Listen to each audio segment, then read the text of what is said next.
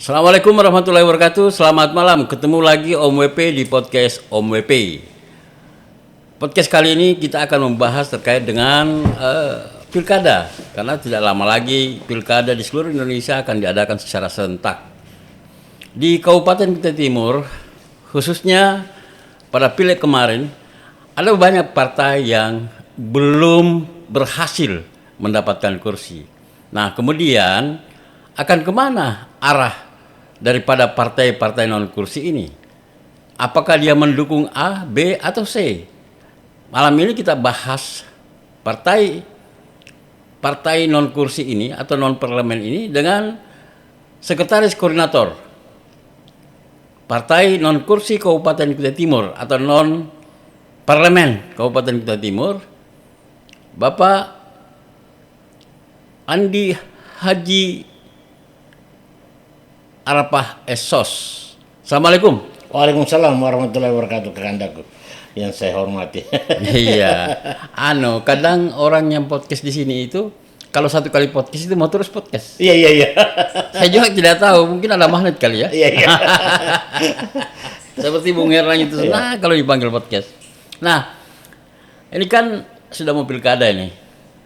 Kemudian saya melihat itu, Pak Andi kirim ke saya itu ada tulisan di situ bahwa ada namanya koalisi partai non parlemen. Iya. Itu ada beberapa partai politik itu. Iya. Yang kemarin 8. kebetulan belum berhasil Iya. mendapatkan kursi ketika Pileg 2024. Betul.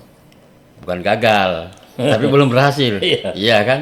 Biasalah namanya politik itu ada yang duduk dan ada yang tidak duduk. Tergantung duduk dan tidak duduknya itu tergantung dari upaya yang dilakukan caleg mendekati masyarakat. Nah, apalagi kemarin kan kita tahu sekali tuh, Iya. betapa brutalnya namanya money politik. Betul. Tapi kita tidak salahkan money politik. Iya. Iya kan? Betul. Memang ya kita ya begitulah rezekinya. Nah, kemudian Pak Andi, kenapa tiba-tiba muncul gagasan ini? Apalagi mendekati pilkada. Iya. Jadi baik. Ya. Terima kasih kepada Kakandaku yang saya hormati, dan perlu saya sampaikan bahwa gagasan atau ide ini muncul itu setelah saya habis mengikuti Rakerda di provinsi Hanura. Ya. Nah, di dalam kepergian saya dan kepulangan saya dari Balikpapan itu, karena Rakerdanya di Balikpapan, terlintas di pikiran saya bahwa kita ini partai kan dibentuk berdasarkan undang-undang. Iya. Yang kedua, setiap masyarakat yang datang ke TPS dan mencoblos kita, ini kan cukup banyak. Iya. Jadi kami ini ada 8 partai yang tidak mendapatkan kursi di parlemen. Iya. Bahkan ada partai yang sudah pernah duduk di parlemen juga tidak dapat kursi tahun ini. Iya. Ya, karena ya itulah situasi dan kondisi yang memang seperti itu, dan tidak ada yang harus bisa disalahkan. Iya. Tetapi kita sebagai ketua partai itu tidak boleh kecewa atau berdiam diri. Iya. Dalam rangka bagaimana memperjuangkan aspirasi masyarakat yang sudah mencoblos kita ini juga gitu loh. Iya. Kenapa? Karena suara mereka ini itu juga cukup banyak. Dari 8 partai ini setelah saya coba menghitung berdasarkan data akumulasi dari KPU, itu 8 partai itu dia punya perolehan suara itu setara dengan 3 kursi yang ada di DPR. Wih, luar biasa. Ya, luar biasa. Iya. Nah, artinya kalau ini tidak diperjuangkan, maka kan kasihan mereka ini. Iya. Kasihan mereka. Nah, sehingga saya berpikir saya coba mengajak teman-teman, tetapi memang tidak mudah untuk meyakinkan teman-teman dan bagaimana mengimplementasikan sebuah persoalan yang ada di partai non parlemen ini. Karena memang teman-teman ketua partai sebagian ini kan ada juga yang memang udahlah kita sudah kalah, ada yang sudah pesimis lah.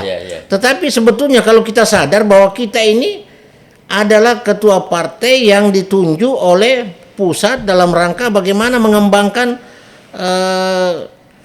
kemakmuran partai ini. Karena apa? Karena kalau tunggu 5 tahun baru kita ini muncul seolah-olah kita ini adalah pahlawannya masyarakat, ini kan jadi tanda tanya. Kemana Anda selama ini, kan begitu? Nah, jadi saya mengajak teman-teman, ayo, mari kita menyuarakan aspirasi yang sudah memilih kita dan yang tidak memilih kita. Kalau nantinya ada suara mereka atau keinginan mereka, tapi tidak tersalurkan ke parlemen. Nah, maka tugas kita sebagai pengurus partai ini gitu loh. Nah, maka teman-teman semua merasa bahwa wah itu bagus itu. Nah, akhirnya kita bentuklah namanya, tadinya itu saya mau kasih nama aliansi partai non parlemen, tapi karena berdasarkan rapat 8 partai ini ya mengatakan bahwa mungkin bagus kalau kita bikin forum. Jadi forum lintas partai non parlemen Kabupaten Kutai Timur.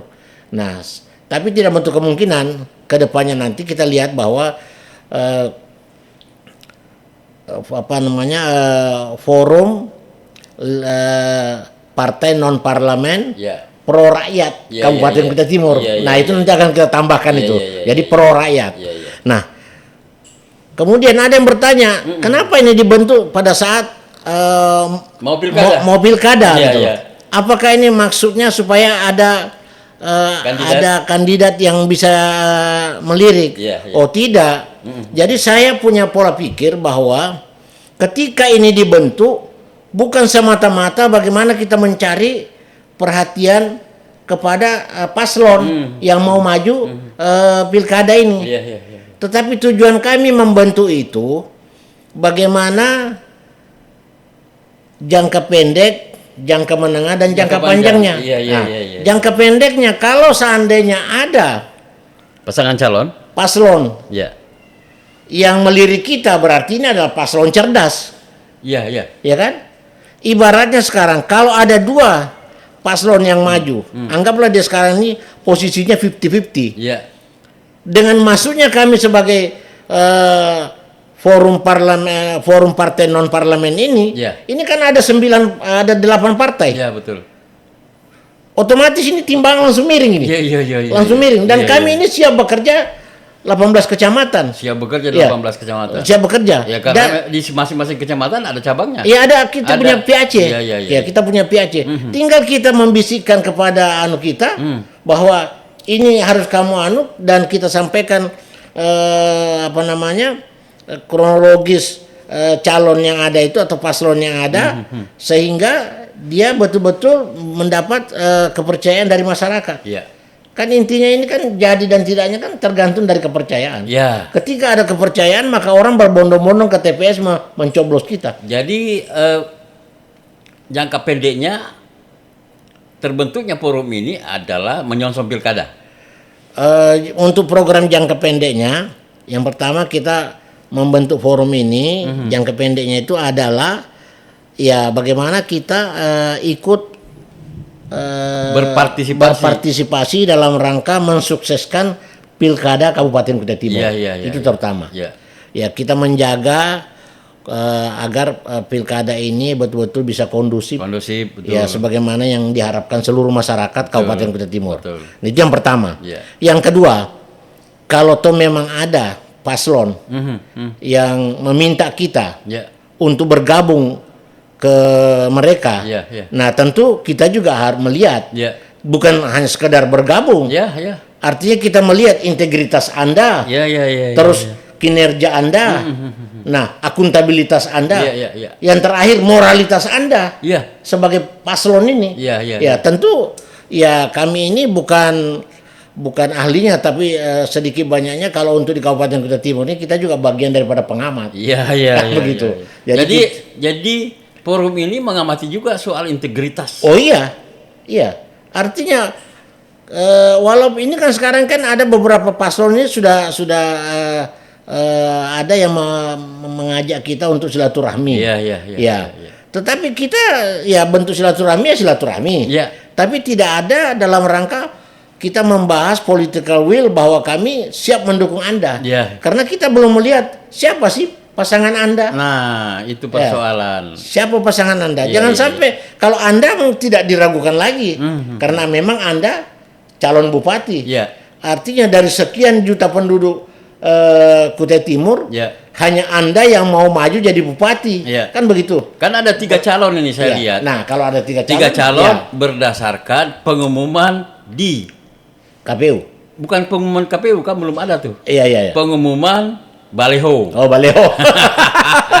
Iya. Itu kan pengumuman juga tuh. Betul. Baleho itu. Iya. Nah, kemudian 3 calon ini juga mendaftar di partai-partai politik yang bukan pendaftaran. Betul. Antara lain misalnya Pak Haji Ardiansah Sulaiman, Ya. incumbent bupati Ya, sekarang. betul. Kemudian Pak Haji Kasmidi Bulang, Ya. wakil bupati yang juga mau ikut bertarung. Ya. Kemudian Irwan Peco. Ya. Ya kan itu kan kelihatan tuh. Ketiga calon ini sudah masang baleho nih, Iya. yang saya bilang pengumuman tadi. Iya. Ya kan? Iya. Kemudian diperkuat dengan mereka mendaftar di partai-partai politik yang membuka pendaftaran. Iya, betul. Ya. Persoalan nanti apakah tiga-tiganya betul-betul serius maju atau tidak itu kan persoalan lain. Betul. Iya kan? Nah, kemudian saya sepakat tadi bahwa ya memang ya kita harus lihat juga sih. Misalnya si A itu berpasangan dengan siapa? Betul.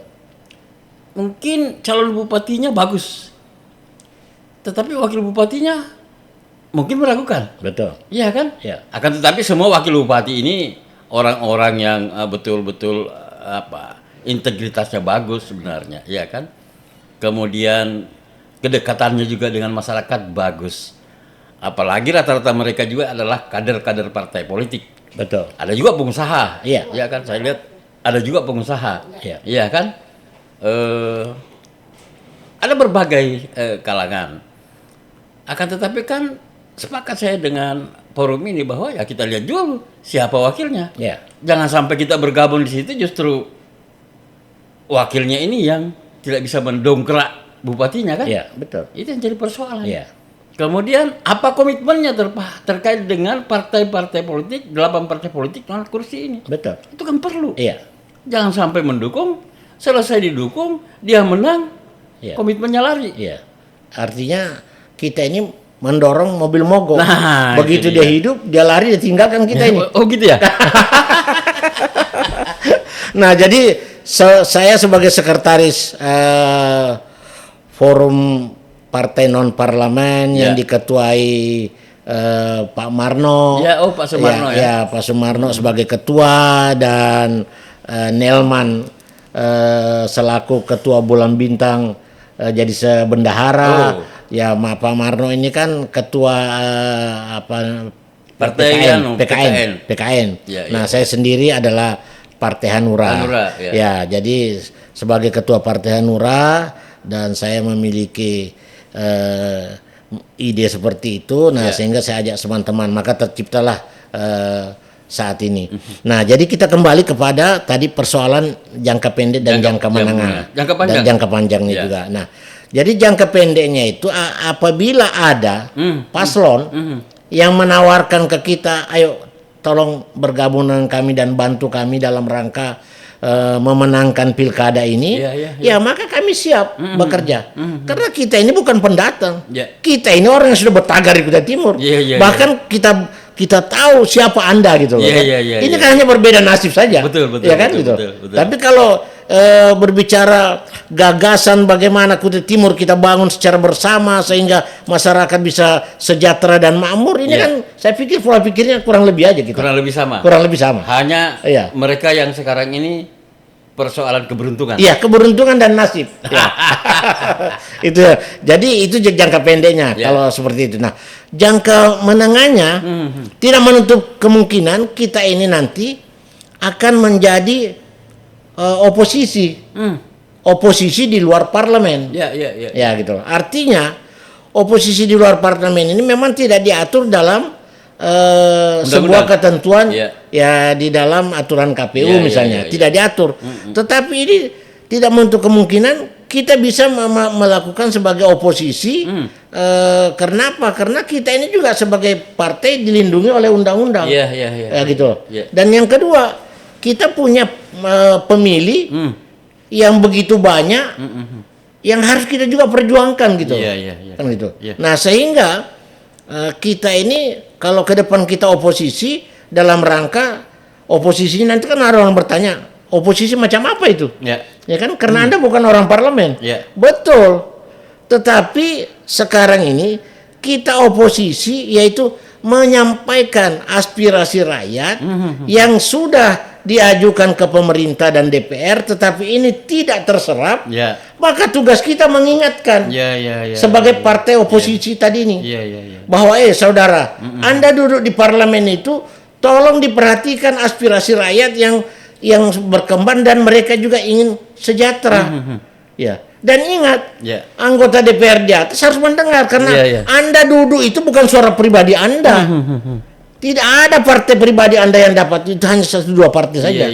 Ada suara kami yang kamu pakai duduk di sana.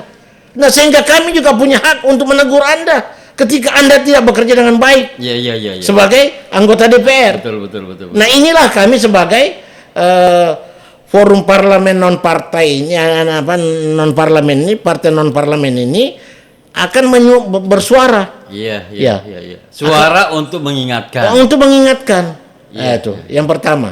Yang kedua, ketika pemilihan bupati ini sudah terjadi dan semua sudah dilantik by DPR, maka ini ada pekerjaan jangka panjang selama 5 tahun. Nah, selama 5 tahun itu kita mengawasi kinerja bupati dan aparaturnya dengan DPR yang ada di parlemen itu. Bahwa apakah pekerjaan mereka itu sudah benar, sudah mewakili aspirasi rakyat, atau belum, maka forum ini akan bersuara. Akan bersuara. Kalau misalnya dia keliru menjalankan konstitusi negara ini, ya kita ingatkan, saudara, Anda keliru itu, tolong. Kami mengkritisi bukan mencari kesalahan Anda, tetapi kita ingin memperbaiki bagaimana, karena hakikatnya negara ini didirikan adalah bagaimana rakyat itu bisa sejahtera dengan pengelolaan keuangan negara yang diberi kepada pemerintah. Nah, yang jadi persoalan sekarang ini, kita ini kan bekerja berdasarkan anggaran berbasis kinerja kan, nah gitu loh. Nah, tetapi yang menjadi persoalan sekarang ini saya melihat bukan lagi kepada kita berbicara kepada anggaran berbasis kinerja, tetapi ini kita lebih kepada anggaran berbasis selera. Artinya anggaran berbasis selera ini ada anggaran, katakanlah misalnya satu dinas dikasih anggaran 35 miliar misalnya. Satu dinas teknis ini misalnya.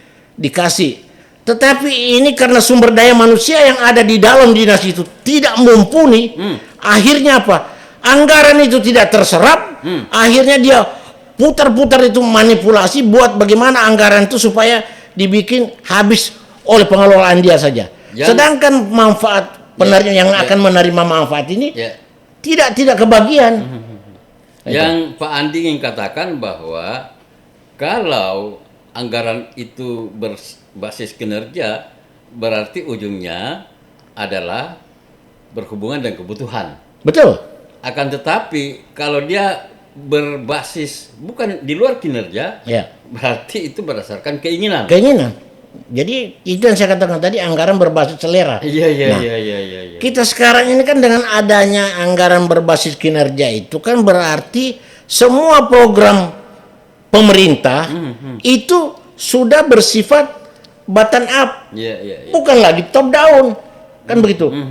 Kalau dia top down, nah itulah saya katakan tadi, anggaran berbasis selera. Iya, iya. Tapi kalau dia anggaran berbasis kinerja, maka seluruh kinerja itu berdasarkan bottom up. Iya, iya, iya. Nah gitu loh. Dari bawah Nah, ke atas. Dari bawah ke atas. Iya, iya. Nah yang jadi persoalan sekarang, kita ini ngadakan rakerdas misalnya, terus rakorcam, terus rakorban. Iya, iya. Setelah sampai di sana, itu banyak persoalan yang sudah diusulkan oleh masyarakat, yang tadi disahkan oleh DPR, ternyata itu tidak dilaksanakan di masyarakat. Itu mungkin diakibatkan oleh ini kan bukan prioritas. Nah, Iya kan? ya, Mungkin yang diusulkan desa ini di Musrembang ini belum prioritas. ya, Semua prioritas, tapi belum prioritas saat ini mungkin. Ya. Mungkin di Musrembang selanjutnya. Kalau itu kan pikiran positif Ya, saya saja. ya. Iya kan? Nah, kemudian juga kan kadang juga itu Musrembang itu kan apa ya? Terlalu banyak yang diusulkan, kemudian akhirnya bagian perencanaan juga melihat, wah ini belum perlu nih, iya kan? ya, Ini dulu nih, dia didahulukan nih, kan begitu? ya, betul. Nah, tapi saya sepakat dengan forum ini, dan lebih hebat lagi forum ini, Pak Andi, jika ke depannya itu dia ada bagian kajian, Ya, iya kan? Kajian terkait dengan kinerja anggota DPRD yang terpilih dengan kinerja eksekutifnya. ya, Agar supaya apa yang kita suarakan itu berdasarkan analisis dalam tim ini. betul. Iya kan? Iya. Kan banyak juga tuh kita dengar, itu kan karena anu, itu kan karena anu, itu Iya, kan karena betul, anu. Kan ujung-ujungnya asumsi, Pak. Iya, Tetapi kalau kita buat kajian secara ilmiah di forum ini, wah hebat forum ini. Iya. Bisa-bisa forum ini lebih hebat daripada forum-forum lain. Iya. Apalagi ini kan didasar belakangi oleh partai-partai politik Betul. yang non kursi. Iya. Saya kira begitu, Pak. Iya. Jadi memang jangka panjangnya ke depan memang kita memang sudah ada pola pikir seperti itu kan. Jadi artinya bagaimana ke depan itu kita mengawasi kinerja Ya. DPR dan bupati yang terpilih Iya, iya. dengan aparaturnya. Bupati yang terpilih dan aparaturnya. Walaupun misalnya bupati yang didukung Oh oleh iya, sekalipun itu bupati menang berdasarkan dukungan Forum kami, partai, forum iya. partai Iya. dengan teman-teman yang lain, Iya, iya. dengan partai parlemen, tetap kami akan mengkritisi. Iya, iya, iya. Ya. Karena apa? Karena bupati itu adalah jabatan, ya. Tetapi kebijakan itu adalah pribadi. Nah, kalau pribadinya keliru, maka kita ingatkan. Iya, iya, iya, iya, iya. Ya, kenapa? Karena pribadi itu bisa mengakibatkan segala-galanya. Iya. Ya kan? Bisa positif, bisa Ya, negatif. bisa positif, bisa negatif. Ya. Contoh katakan di Kutai Timur ini. Memang di Kutai Timur ini mungkin kita tidak menemukan orang korupsi misalnya. Iya, iya. Ya. Tetapi kalau kita berbicara kolusi dan nepotisme, mungkin ada di mana-mana. Iya, iya, iya. Nah, inilah kembali bukan jabatan, itu berarti pribadi itu. Iya, iya, iya. Nah, itulah yang kita ingatkan. Sebagai forum parlemen, Iya. ya kami ingatkan, apalagi kalau bupati yang kami menangkan, kami ingatkan, Pak Bupati. Iya, iya. Ya, jangan sampai Bapak nanti tercemar namanya. Karena kami ini mendukung Bapak pada dasarnya bukan ABS, asal Bapak senang. Tidak, tetapi kami bagaimana Bapak bekerja dan dicintai rakyat. Iya, iya, iya. Itu yang kami mau ingatkan. Iya, iya. Nah, seperti itu. Nah, sehingga saya melihat bahwa siapapun yang terpilih nanti ke depan yang menjadi bupati, Apakah yang didukung atau tidak didukung? apakah yang didukung atau yang kami dukung jadi nanti, Iya, iya, iya. kami sebagai rakyat ini berharap bahwa mekanisme kerja itu perlu diperbaiki. Iya, iya. Apakah sekarang tidak baik? Oh, bagus. Iya. Kami memberi apresiasi kepada pemerintah sekarang ini. Iya, iya. Ya. Di mana pembangunan kita lihat di mana-mana sudah mulai kelihatan lah. Sudah mulai tertata. Ya, sudah mulai tertata. Sebagaimana Ya. yang kemarin apa itu tagline-nya ASKB itu kan? Ya. Nah, artinya walaupun pembangunan itu memang belum mencapai kesempurnaan, Ya. itu sudah pasti. Ya, ya, ya. Ya. Nah, tetapi sebagai rakyat kami memberi apresiasi pemerintahan yang ada sekarang ini.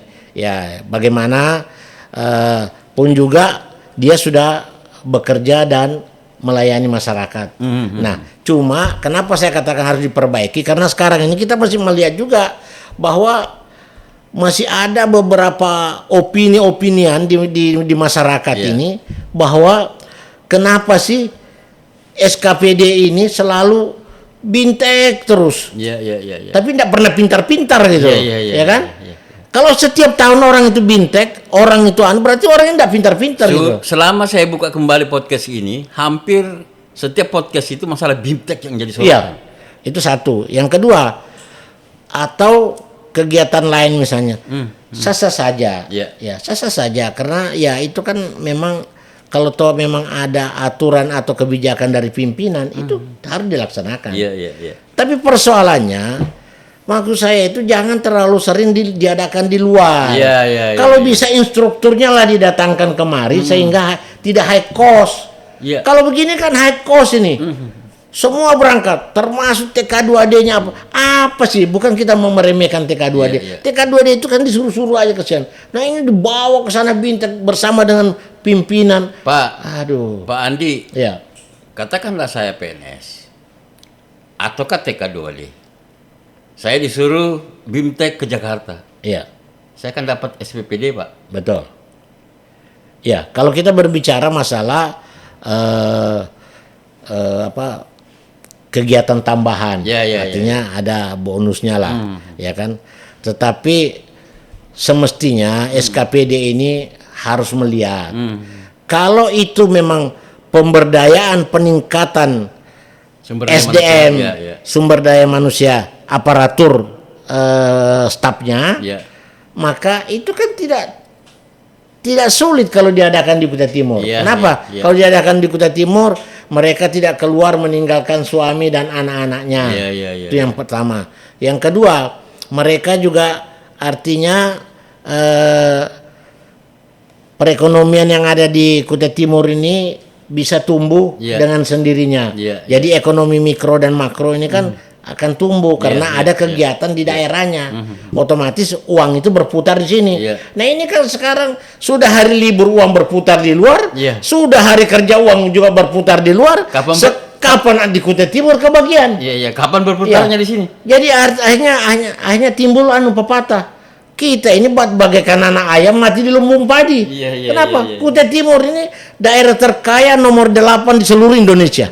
Bahkan nomor 1, Pak. Iya, bahkan nomor 1. Nah, coba itu. Tapi nyatanya ada beberapa sektor itu tidak hidup. Layu sebelum berkembang. Iya, layu sebelum berkembang. Ya, contoh misalnya sekarang, ya kita lihat misalnya ada dinas teknis dikasih anggaran, katakanlah 50 miliar, 60 miliar, tetapi tidak mampu dia serap dengan baik, akhirnya apa? Yang mestinya diayomi dan difasilitasi tidak kebagian. Contoh misalnya nelayan, para miskin semua, petani pada tidak jelas gitu ya kan. Ada tubuh padi sedikit, wah sudah terjadi euforia. Selamat datang. Panen perdana. Bapak Bupati. Perdana terus. Ya. Artinya maksud saya itu boleh sah-sah saja datang panen. Tetapi begitu dah Bupati ini turun ke sana atau aparat teknis turun ke sana, apa yang kurang petani ini sehingga padinya tidak begitu subur di sebagian ini. Yang mau dipanen Pak Bupati atau yang mau dipanen pejabat itu pasti yang bagus lah dicarikannya. Tetapi di sekelilingnya kan banyak yang layu ini. Ternyata kekurangan air, maka perlu dibuatkan irigasi, bendungan. Itu yang ada di mindset mereka. Tapi ini apa? Mereka hanya datang memenuhi undangan kewajiban undangannya, Iya, iya. tetapi bagaimana memikirkan rakyat, dia tidak terpikir. Dia pulang, dia bilang, wah saya sudah sedang. Jadi inilah yang menjadikan. Makanya forum ini ke depan, ini harus kita mengkritisi. Artinya, mindset bupati, SKPD ke depan itu harus dirubah. Tidak boleh terlalu banyak berpikir bagaimana mengakali anggaran ini supaya habis di internal mereka saja. Diakali untuk habis di rakyat. Iya, habis untuk. Padahal hakikatnya anggaran itu diberikan kepada negara dan dikelola oleh pemerintah itu untuk mensejahterakan rakyatnya. Iya, iya, iya. Nah, tapi rakyat yang tadinya yang mau disejahterakan tidak sejahtera, malah dia yang berlomba-lomba sejahtera. Iya, iya, iya. Iya. Kan ini, aduh, saya pernah mengatakan kalau Tuhan itu memang betul ada yang namanya surga dan neraka, mungkin para pegawai inilah yang paling banyak di neraka nanti. Iya. Luar biasa. Kenapa? Saya ini juga pernah jadi kepala. Iya, 15 iya. tahun saya di pemerintahan. Iya, ya kan? Satu-satunya orang swasta Iya, yang ikut betul. menjadi kepala. Mulai dari pegawai kelurahan, Iya. pegawai kecamatan di Balikpapan sampai di Kabupaten Kutai Timur jadi kepala kantor. Walaupun saya orang swasta, tapi karena memang saya tidak mau jadi pegawai negeri. Iya, iya, Kenapa? iya, iya. Pak Awang pernah bilang, di sini berkasmu semua. Tapi saya bilang, enggak usah Pak. Saya kenapa? Orang tua saya jadi pegawai negeri miskin-miskin aja, Iya, jadi iya. lebih aku jadi swasta. Iya, iya, iya. Karena itu. Iya. Nah, saya langsung mengingat nih, 3 malam yang lalu saya telepon seorang petani milenial Iya. di Kaliorang. Itu saya anggap petani milenial yang luar biasa itu, yang Iya. berhasil ya, yang telah memberikan contoh kepada rekan-rekannya kaum muda untuk bertani. Iya. Dia ngomong begini, kebutuhan petani milenial itu sebenarnya itu kan bukan pupuk, Iya. bukan bibit, Bukan. tetapi alat-alat pertanian. Iya. Kita misalnya minta traktor, yang dikasih bukan traktor, Heng. ya kan? Hand traktor. Kita minta apa itu? Ada mesin yang bisa mengolah lahan Iya. langsung bedengannya, bukan Iya. itu yang Iya. dikasih kita. Betul. Nah, kalau pemerintah melihat itu dan mau mendengarkan apa keluhan para petani milenial ini, saya pikir petani-petani milenial kita ini bangkit bergairah. Oh iya. Karena bukan lagi zamannya mereka pakai Iya. cangkul. Betul. Ya kan? Jadi Sudah kan- banyak alat-alat mesin pengelola lahan itu yang bisa membuat mereka menghemat tenaga, akan tetapi dari sisi produksi bisa meningkat. Ya. Jadi kita ini kan berkacamata kepada negara tetangga. Thailand misalnya. Ya. Kenapa sekarang Thailand itu termasuk pemasok beras terbesar di dunia? Karena mereka punya peralatan yang Yang canggih, canggih, betul. ya gitu loh. Yang canggih. Nah, kalau pemerintah ini punya nawa itu yang baik dan sadar, Ya. nah, saya pikir itu tidak ada masalah. Kenapa? Oh, kita ini bekerja, anggaran sudah disiapkan oleh negara. Iya. Dan apa yang kita usulkan kepada negara itu yang diberikan kepada pemerintah. Nah, tinggal pemerintah bagaimana menyalurkan ini anggaran ini kepada masyarakat demi kesejahteraan masyarakat. Iya. Contoh misalnya, oh yang dibutuhkan di sini irigasi, bikinkan bendungan. Iya. Oh, bendungan sudah jadi, sekarang dibutuhkan untuk bagaimana pengupasan lahan tanahnya ini supaya bagus, dibelikan traktor. Kalau tahu juga pakai hand traktor, tapi dia punya mata di belakang itu yang sudah canggih gitu. Iya, iya, iya, Nah, iya, iya. jadi artinya semua itu bisa dimodifikasi dengan baik. Tetapi ini terkadang traktor dia beli, itu dia simpan di kantornya sampai berbulan-bulan tidak dikasih kepada petani. Jadi- Tunggu kita LSM turun, tanyain kenapa ini tidak dianu, baru dia bilang iya Pak nanti kita kasihkan ini. Nah ini kan jadi persoalan itu. Mau dijadikan museum. Iya, jadi saya bilang ini kacau juga. Nah itulah akibatnya kalau orang ditempatkan yang bukan pada tempatnya, Iya, iya, iya. ya kan? Artinya SDM-nya bukan di situ, tetapi ditaruh di situ. Ada pemaksaan. Iya, iya. Tapi memang ya biasalah karena pegawai itu kan punya sumpah, Iya, iya. siap ditempatkan di mana saja. Nah, Akan tetapi- walaupun bukan bidang saya. Akan tetapi ketika ditempatkan di situ tidak bisa berbuat. Dia bisa berbuat karena bukan bidangnya kan gitu. Nah, kenapa bisa terjadi Iya. demikian, Pak? Nah, ini kembali kepada forum ini. Iya. Forum ini juga nanti kan bisa jadi kontrol tuh. Oh iya. Iya. Iya, ya. Jadi kontrol kepada SKPD. Kan Bapak nanti pelotot itu anggarannya tuh. Oh iya. Iya. Forum ini mempelototi anggaran SKPD ini, Iya. larinya kemana, dijadikan apa? Iya. Iya kan? Kalau bukan untuk kebutuhan rakyat, Bapak bisa teriak. Iya, itulah makanya kami tadi itu rencana insya Allah ke depan ini setelah bupati nanti yang kita dukung misalnya terpilih walaupun tidak terpilih, walaupun tidak terpilih, ini tetap kita bersikap dan menyoroti. Yang pertama, kenapa? Karena itu tadi kita ini adalah forum parlemen forum partai non parlemen pro rakyat. Karena ada pro rakyatnya itu, sehingga kita menjadi oposisi yang benar. Nah, persoalan anggaran yang ada di pembahasan itu, ya tentu kita pelototi. Artinya berapa anggaran yang sudah disahkan oleh DPR secara akumulasi. Nah, bagaimana pendistribusiannya kepada seluruh SKPD yang ada. Nah, tentu yang bertanggung jawab itu adalah bupati dan wakil bupati. Ya, karena bupati ini adalah penanggung jawab anggaran. Ya kan gitu. Nah, wakil bupati ini adalah pengawas anggaran dan kinerja aparaturnya. Itu tugasnya wakil bupati. Nah, jadi bupati itu tugasnya bertanggung jawab dan menjual daerah ini. Menjual daerah bukan berarti daerahnya yang dijual, tapi mempromosikan daerah ini tugasnya bupati. Nah, bupati ini punya pembantu. Ada namanya Bapeda, ada namanya dinas teknis. Nah, dinas teknis ini sebetulnya dia tidak akan melakukan hal-hal yang keliru kalau bupati dan wakilnya itu tegas. Termasuk sekda. Sekda ini kan kepala pemerintahan. Jadi kalau SKPD itu mau melenceng, sekda itu tegur. Dan sekda itu pengguna anggaran. Sekda juga pengguna anggaran. Ya gitu. Artinya bupati adalah penanggung jawab anggaran, sekda adalah pengguna anggaran dan SKPD-nya. Nah, maka itu sebagai sekda jangan enak-enak aja di sekda di situ. Saya mentah-mentah. Jadi sadar bahwa pemerintah itu adalah pelayan, pelayannya rakyat. Jangan mau dihormati, dibos-boskan terus kan itu loh. Kenapa? Kau ini makan gaji dari uang rakyat, dari pajak rakyat, dari pajak hasil bumi yang dikumpulkan jadi satu sehingga Anda bagi-bagi di situ. Nah, sekarang Anda mau jadi bos dengan rakyat bagaimana? Sama juga anggota DPR. Harus sadar, namanya juga perwakilan. Ya kau perwakilan, berarti kau pelayannya rakyat. Nah, bicara tentang DPR tadi ada TikTok yang menarik itu. Sampai saya ketawa sendiri. Saya kan penggemar TikTok juga.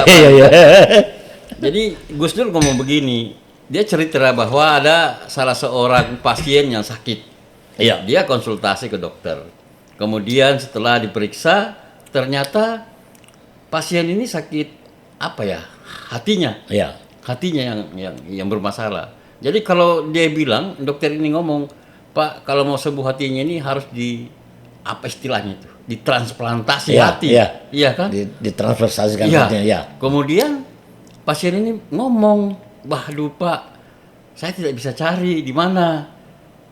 Dokter bilang juga, kata ini cerita Gus Dur ya. Ya kalau begitu nanti saya carikan. Atau begini aja Pak, Bapak tolong carikan saya anggota DPR yang punya Pak. Hatinya anggota DPR. Dokternya kaget. Iya kan? Kenapa begitu? Karena kebanyakan anggota DPR tidak punya hati nurani lagi. Luar biasanya dokter. Ini cerita Gus Dur ini. Jadi itu filsafat. Tetapi itu bisa menjadi renungan. Iya kan? Artinya sebagai anggota DPR yang duduk sekarang di parlemen ini, itu bisa menjadi renungan bahwa saya duduk di sini itu mewakili rakyat. Jadi maka apapun aspirasi rakyat, maka saya harus sampaikan kepada eksekutif. Ya, karena eksekutif yang bertanggung jawab mengelola anggaran ini dan menguasai anggaran ini, maka saya akan salurkan gitu loh. Nah, ini yang jadi persoalan. DPR-nya tidak bisa berbuat apa-apa, ya karena mungkin situasi pemilihan sekarang ini kan juga ugal-ugalan gitu ya. Jadi banyak sekali pengeluarannya DPR sehingga tidak bisa lagi berkata-kata, ya kan? Nah, yang ada di benaknya itu bagaimana saya mengembalikan uang saya yang pernah saya keluarkan sebanyak itu kan begitu.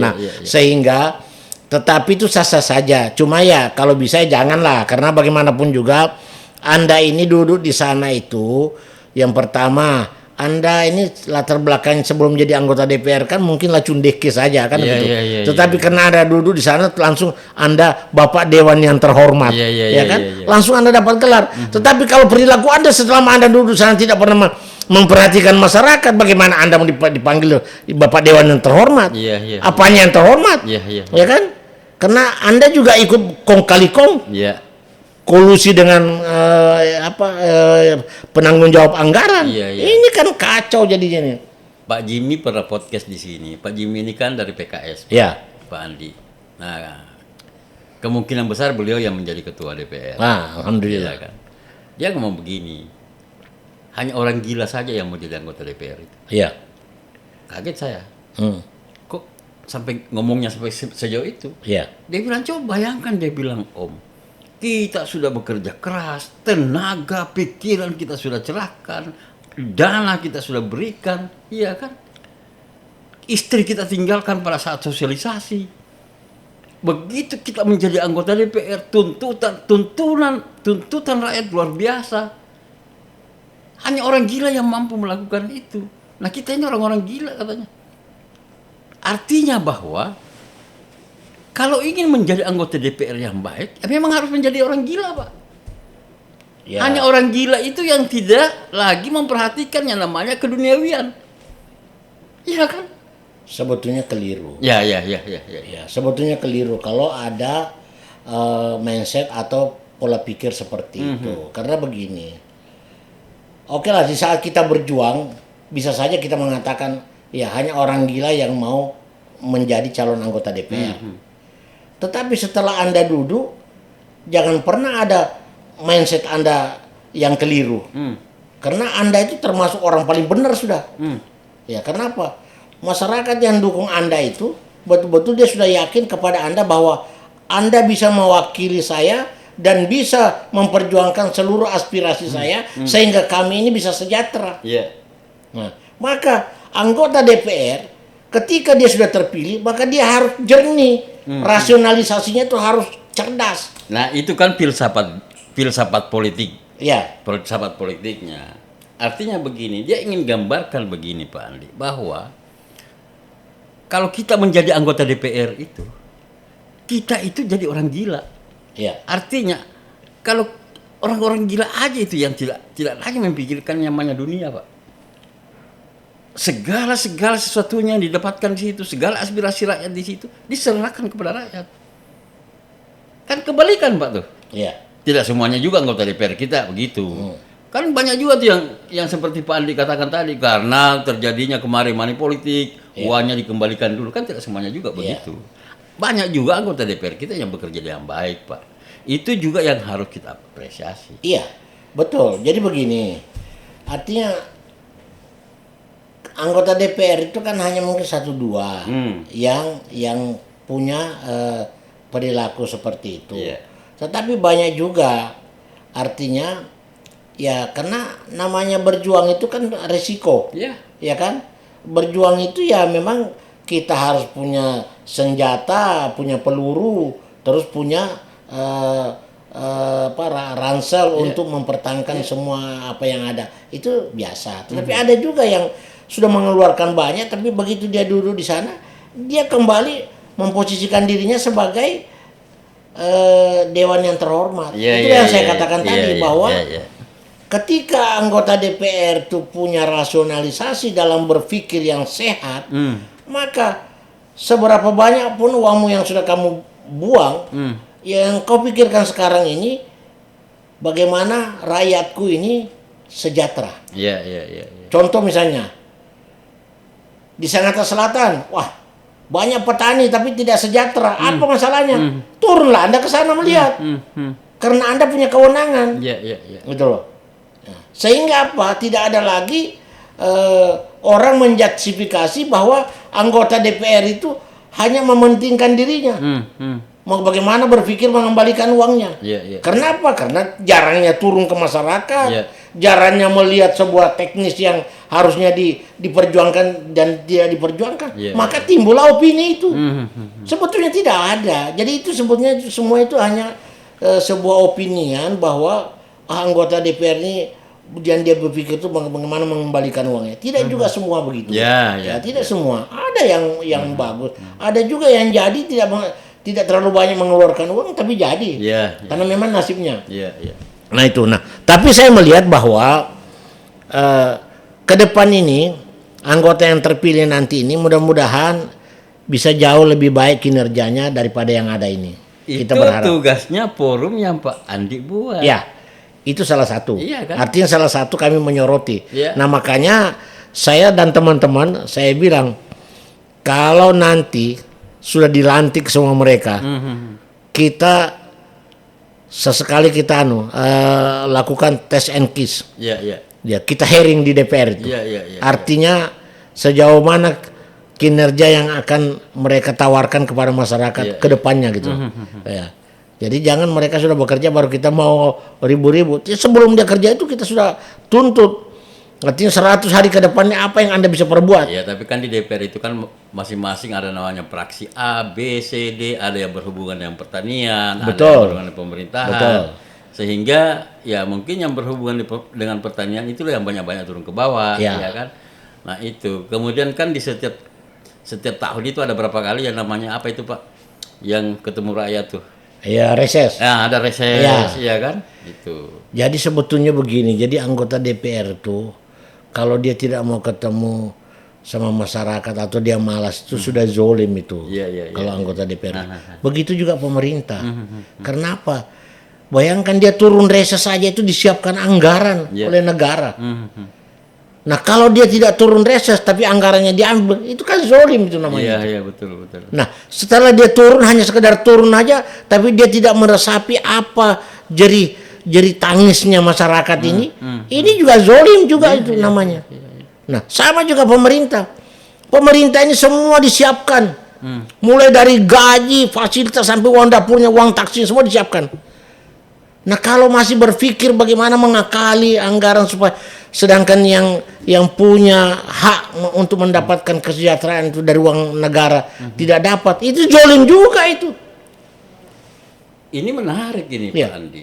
Anda bicara terkait dengan mengakali anggaran.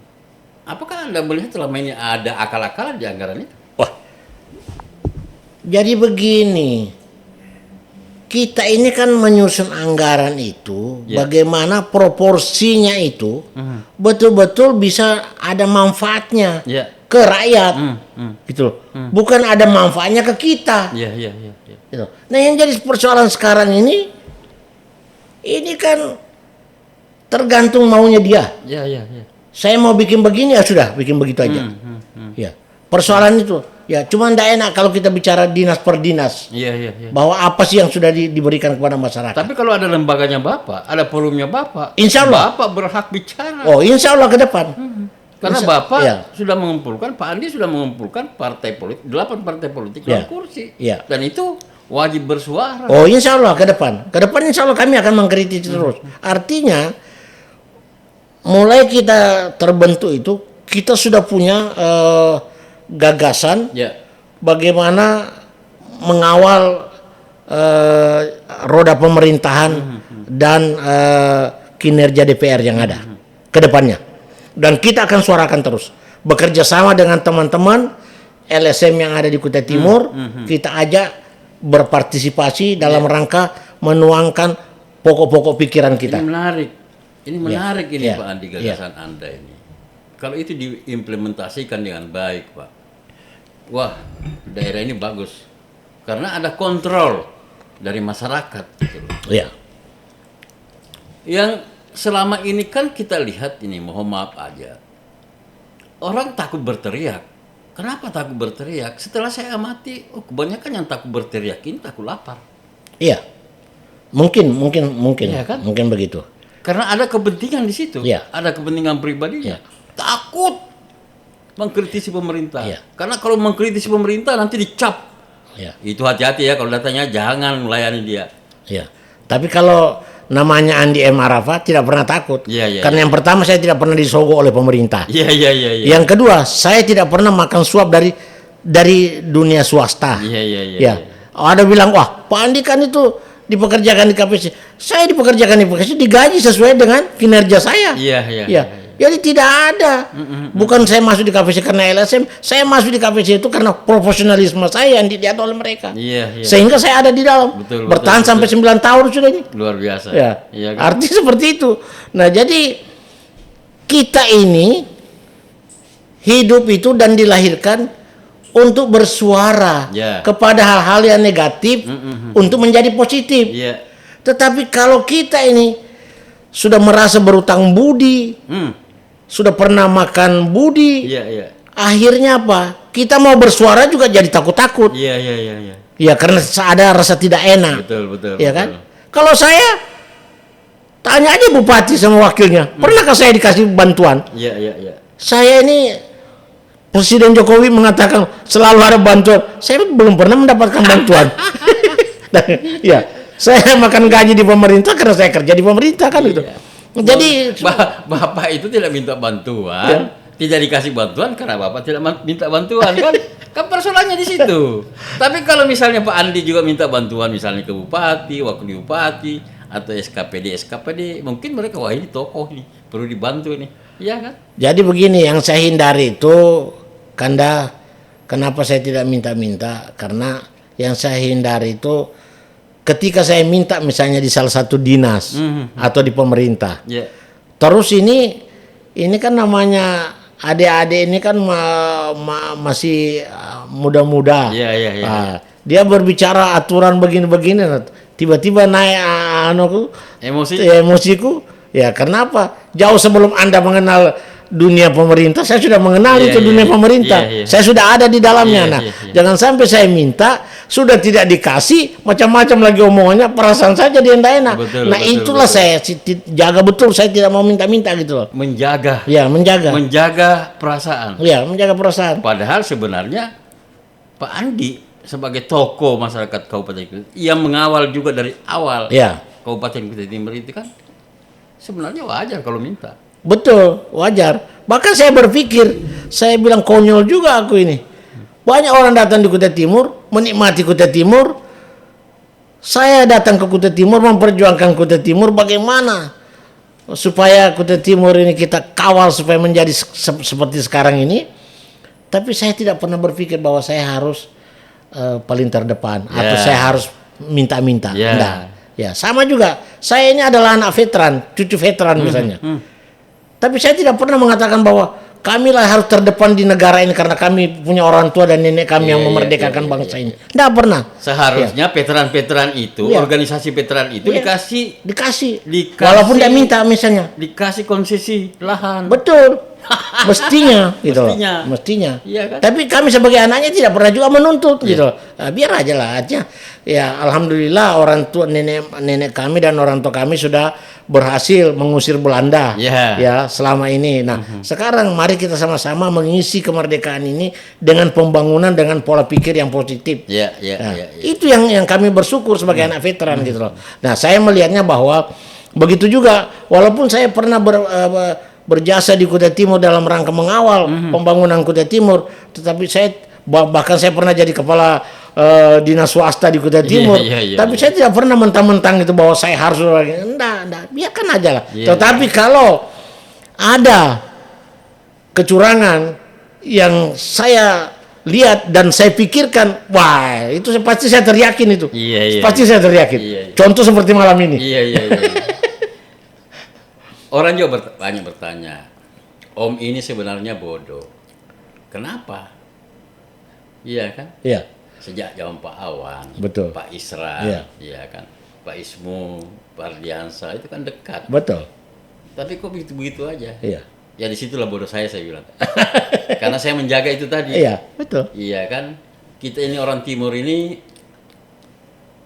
biasanya kalau sudah dikasih makan itu kita ingat jasa orang. Betul.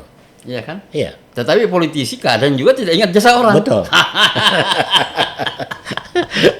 Tetapi saya melihat bahwa politisi Kutai Timur ini masih pada santun semua. Ya, Itu ya. yang pertama, masih Ya. menjaga attitude Ya. dan juga etika. Ya. Nah, sehingga saya melihat ini kita semua masih normatif sehingga kita ini harmonis Ya. di dalam menjalankan Nah, politik. kembali ke persoalan forum partai politik non kursi Iya. atau non parlemen ya. Kira-kira di bayangan kawan-kawan 8 ketua-ketua partai, sekretaris partai ini, itu sudah ada bayangan dukungan kemana kira-kira? Kalau itu saya belum melihat karena saudara Marno sebagai ketua, si Nelman sebagai bendahara, saya sebagai sekretaris, tentu kami juga tidak mau artinya mengambil satu keputusan sepihak. Iya. Nah, tentu kami semua ini musyawarah 8 kepala ini. Karena ini ketua semua. Iya. Jadi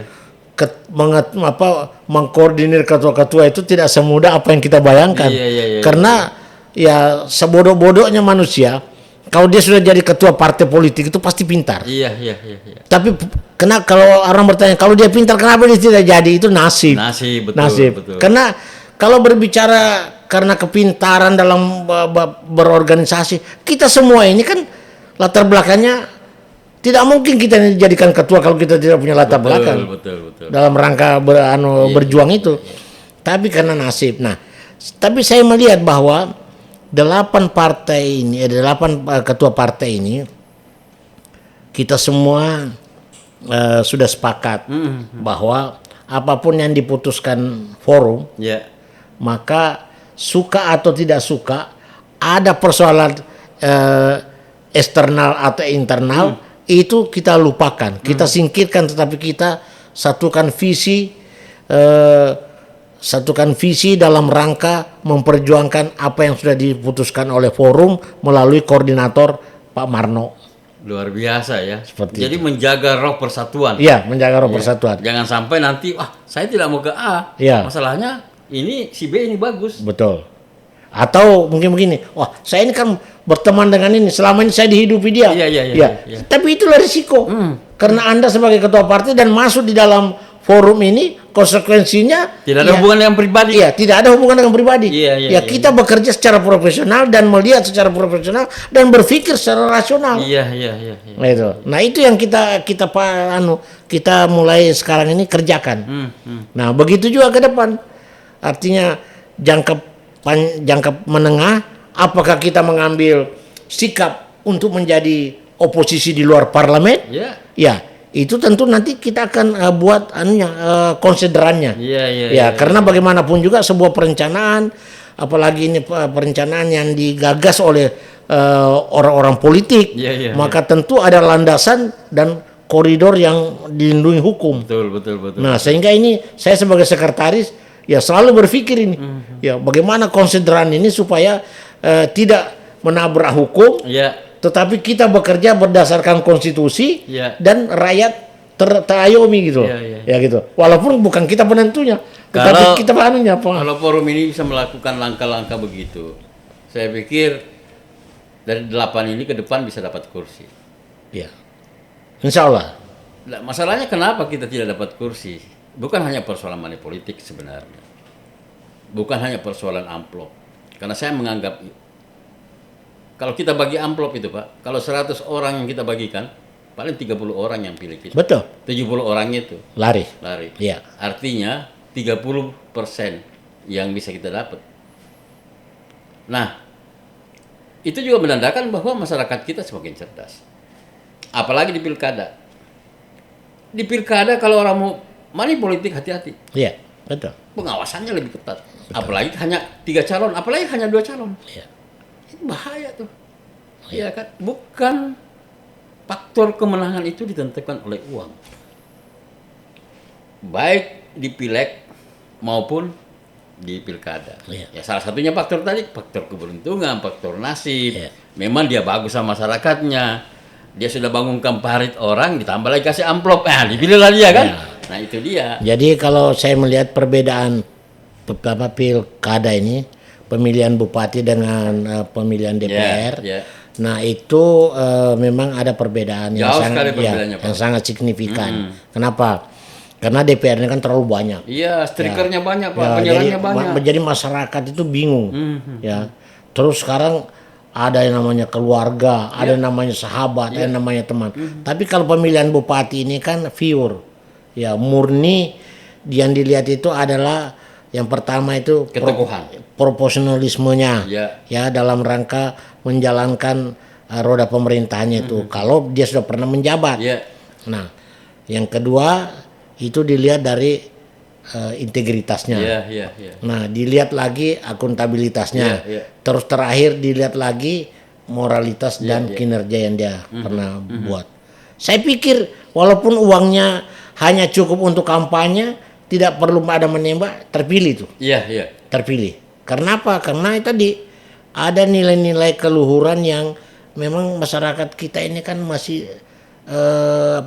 etikanya masih tinggi. Iya, iya. Ya, memang uang itu perlu, tetapi bisa dinomorduakan kalau pemilihan bupati. Iya. Nah, tapi kalau pemilihan DPR, nah itu dua asumsi. Iya, iya, iya, Ya, iya. yang pertama dia bilang kapan lagi aku mau dapat uangnya calon anggota DPR-nya kalau bukan sekarang. Iya, iya, iya. Karena kalau dia duduk belum tentu juga dia lihat kami, Iya, iya. belum tentu dia datangi kami. Iya, iya. Nah itu asumsi, Iya. ya pendapat. Ada juga yang mengatakan begini, anggota DPR itu juga kalau dia sudah duduk nggak tahu apa dia kerja. Iya, iya.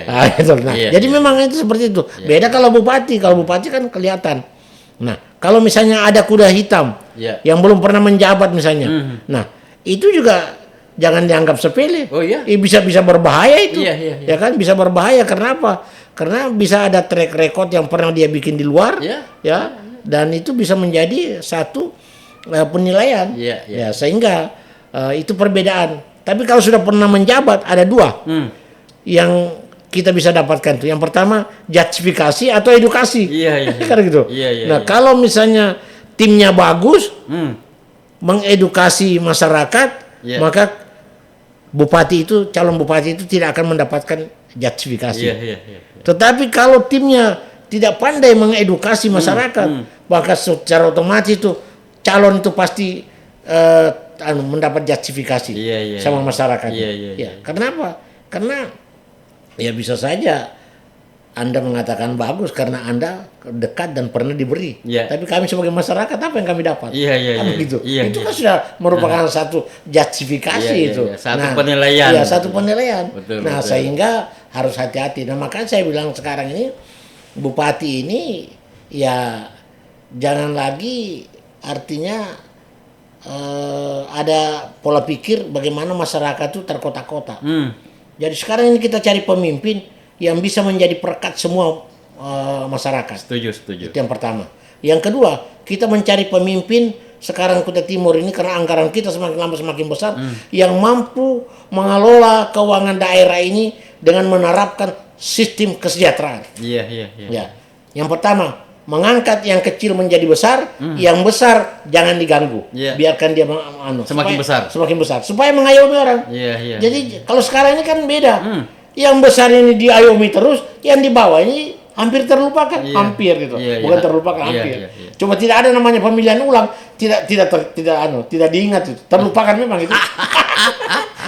Karena masih ada rencana mau pemilihan, maka diingat-ingat. Nah, itulah hebatnya negara kita, Pak. Itulah hebatnya pembuat undang-undang kita kan. Bahwa 5 tahun itu kita buat pertarungan agar supaya di situ masyarakat bisa menilai Iya. apakah dia bisa lanjut atau tidak. Iya kan? Disitulah sebenarnya di pilkada itu 5 tahun sekali itu adalah penghukuman bagi pemimpin-pemimpin yang tidak bisa memberikan semacam kesejahteraan kepada masyarakat. Iya kan? Tapi Penghukuman kepada calon bupati yang incumbent, Iya. ya kan? Kan ada 2 incumbent nih. Betul. Wakil bupati dengan bupati kan? Iya. Itu dihukum tuh, Pak. betul. Apalagi yang seperti Pak Andi katakan tadi. Iya. Hati-hati loh yang namanya kuda hitam itu. Iya. Kan? Nah, itu dia. Itu Karena dia belum pernah ikut di pemerintahan itu. Iya. Apalagi ada track record yang Iya. dilihatnya. Di Ya luar. katakanlah, ya Iya. kita ngomong terus terang aja. Irwan Pecok misalnya. Iya. Iya kan? Kalau maju, Iya. iya kan? Kan banyak juga tuh yang WA, yang telepon. Om, Irwan Pecok itu maju enggak? Saya bilang kalau saya lihat pengumuman di Baleho, kan ada tuh di Baleho tuh calon bupati Kutai Timur. Itu satu. Kedua, saya melihat, loh, tim-tim dia itu mendaftar di partai-partai politik yang membuka lowongan, Iya. ya, membuka pendaftaran calon. Nah, sebelum kita akhiri podcast kita ini, kayaknya sudah 1 jam tuh. Iya, iya, Perasaan saya sudah menyatakan demikian. Jadi seakan-akan ada lonceng tuh, tung. Iya. Ini sudah 1 jam itu. Om. Iya. Pertanyaan terakhir, Iya. mau kemana sebenarnya arah dari gagasan yang Pak Andi gagas dengan teman-teman ini? Ya, yang pertama kami membentuk forum ini, yang pertama kita ingin memperlihatkan kepada masyarakat bahwa sekalipun kami ini partai gagal untuk mendapatkan kursi, Ya. tetapi kami tetap berada di hati masyarakat. Iya, iya, iya. Itu yang pertama. Yang kedua, jangan sampai kita ini selalu melakukan kebiasaan sehingga terbiasa. Artinya ketika sudah selesai pemilu, kita ini ketua partai karena tidak punya kursi, ya terpaksa kita pikul cangkul, Ya. berkebun, Ya. lantas partai itu tunggu 3 tahun kemudian baru kita urusi. Iya, Nah ini tidak boleh. Iya. Sekarang ini harus dirubah mindsetnya Iya. bahwa partai ini kenapa dia tidak punya kursi. Nah itu juga harus ada introspeksi. Iya. Nah bentuk forum inilah, ini juga salah satu bentuk introspeksi. Iya. Mungkin selama ini kita tidak dekat dengan masyarakat, Iya. tidak menyentuh kepentingan masyarakat, sehingga ada pertimbangan-pertimbangan oleh masyarakat, ataukah memang nasibnya memang tidak ada, Iya, seperti saya misalnya. Iya. Ya seperti itu. Tetapi kita jangan pernah putus asa. Iya.